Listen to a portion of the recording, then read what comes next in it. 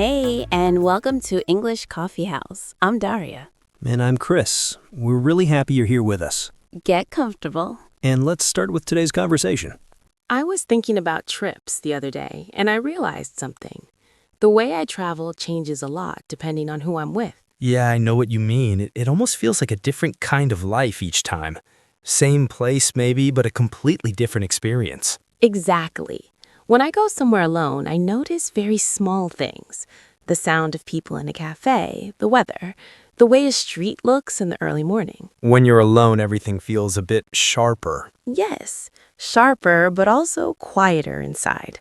I don't have to speak all the time. I can just walk and look around. I like that part too. There's something very peaceful about not having to explain yourself every 5 minutes. No discussion about where to eat, no waiting outside a shop while someone else is still deciding. No trying to be polite when you're actually tired. Exactly. I think when I travel with friends, I become a different version of myself, a more social version, maybe a little louder. That's natural. And sometimes that's really nice. Some of my favorite memories are from trips with friends. Not even the big moments, just very ordinary ones.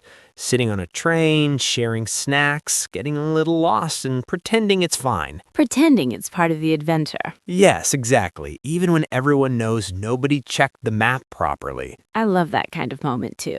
When something goes a little wrong, but later it becomes the best story from the trip. It's funny how that works. In daily life, a small problem can feel annoying, but during a trip, it could become something warm later. Maybe because it belongs to a shared memory. It's not just this bad thing happened. It becomes, remember when that happened? Right, and everyone remembers a different detail. One person remembers the rain, one person remembers the taxi driver, one person remembers being hungry and slightly dramatic. There's always one person who becomes very emotional because they haven't eaten for 2 hours. Only 2 hours? Fine, maybe 1 hour and 15 minutes. That sounds more realistic. I am not naming anyone. That's kind of you. But I do think traveling with friends can be beautiful because the trip keeps living after it ends. You talk about it for years. That's true. When you travel alone, the memory feels more private. It stays very close to you. Do you like that? I do, very much. Some trips feel almost personal, like a quiet conversation with yourself. That's a nice way to put it. I think being alone in a new place can show you things about yourself that you don't notice at home. Like what? Small things. Whether you panic easily, whether you enjoy freedom, whether you can handle a slow day without needing constant plans. Things like that. Yes, also whether you're actually independent or whether you just think you are. That too. I remember one solo trip I took a few years ago. Nothing dramatic happened, but I had to make every decision by myself for several days. Where to go, what to eat, how long to stay somewhere.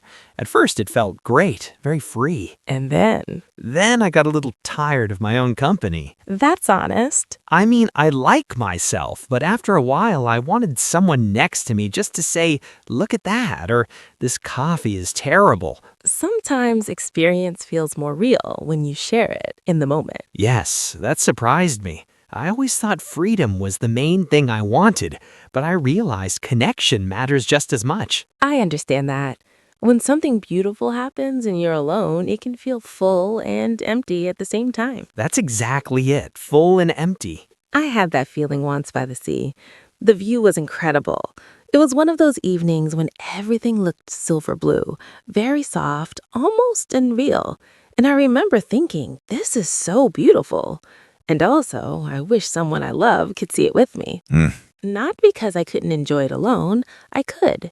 But there's a special happiness in turning to someone without words. Just sharing the same silence. Yes. Yes, the silence matters a lot. Traveling with the right person or the right friends means you don't have to fill every moment with talking. That makes such a big difference because some trips become tiring not because of the place, but because of the energy between people. Definitely. You can be in a beautiful city, but if everyone wants different things or if people are trying too hard to make everything perfect, it gets heavy. The pressure can ruin it. Yes, especially when people have different travel styles.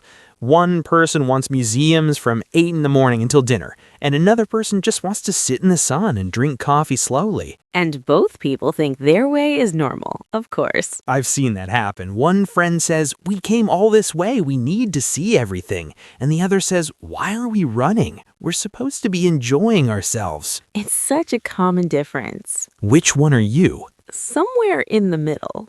I like having one or two plans in a day, but I need space around them.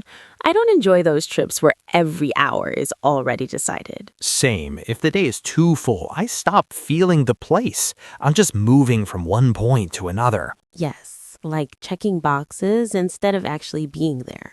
And what about traveling with one close friend, not a group? That feels different too. Very different. Sometimes that's the best balance. You still have company, but it's calmer. Easier to make decisions, easier to be honest. I agree. Groups can be fun, but they come with their own weather. That's such a good way to say it. It's true, though. Every group has a mood. Sometimes light and easy, sometimes cloudy. Sometimes one small thing changes everything. One person sleeps badly and suddenly breakfast feels strange. Yes, and no one says it directly, but everybody feels it. Travel can make emotions stronger. People are tired, out of routine, maybe spending more money than usual, maybe missing home a little.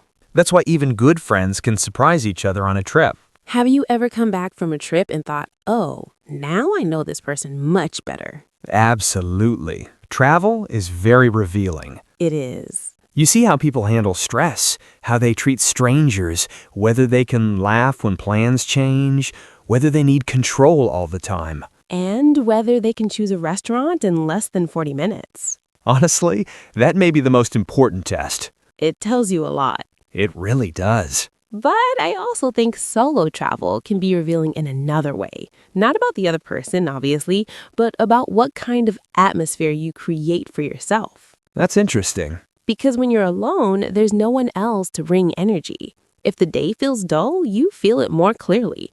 If the day feels peaceful, that also comes from you. So you meet your own habits more directly. Yes, your patience, your curiosity, your fears, your rhythm.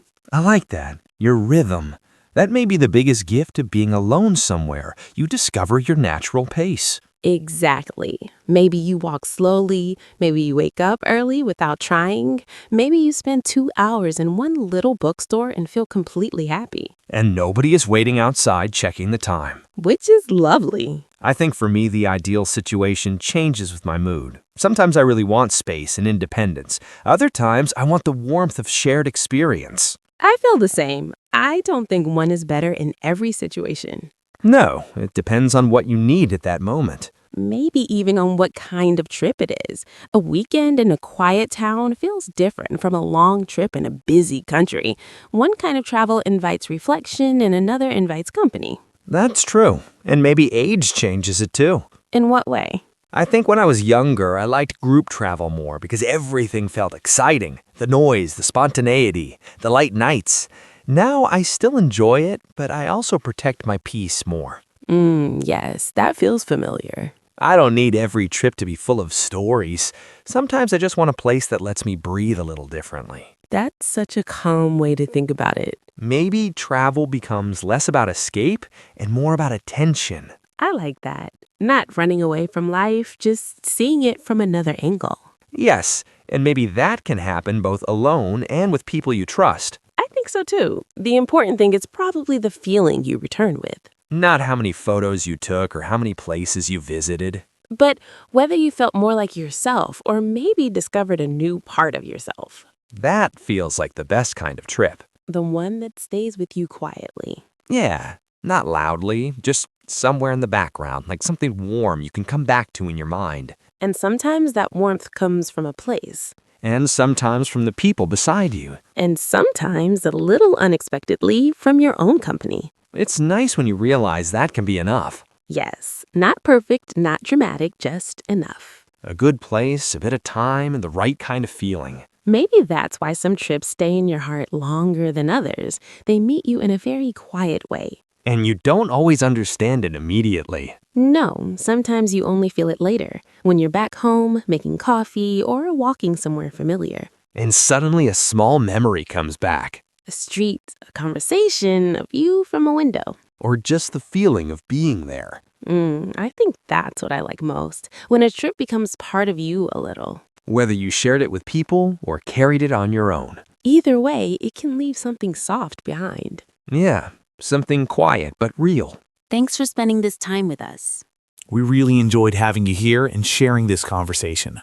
Keep listening And we'll see you soon. here at English Coffee House.